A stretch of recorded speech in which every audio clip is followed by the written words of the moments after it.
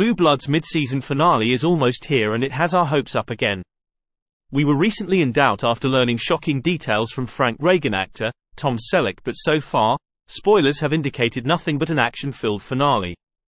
Learn all the spoilers we have on the finale here, but first, why were we worried in the first place? Why fans were worried? You see, Selleck had stated in an interview that he views the 8 episodes that will premiere in the autumn as an abbreviated season 15, which he hopes would be extended until May. However, CBS was intent on branding them as the second half of season 14. Promos are referring to this as the season finale. In any case, the action, emotion, and family drama that draw fans year after year are promised in this penultimate episode before the summer break. Will the pleasure be ruined, though, knowing that only 8 episodes are remaining?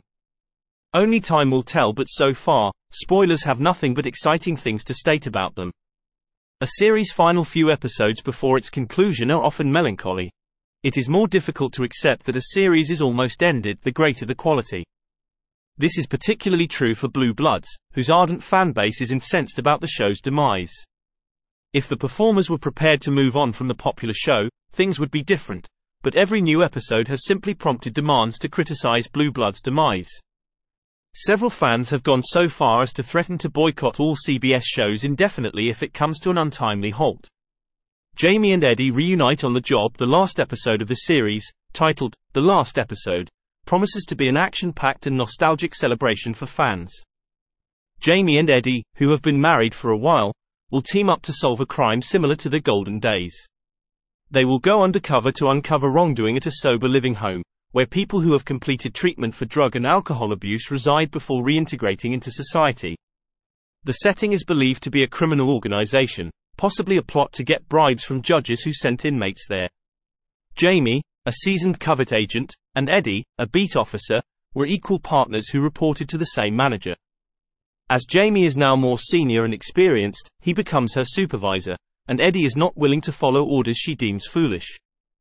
As their anniversary approaches, they hope to incorporate romance into their assignment.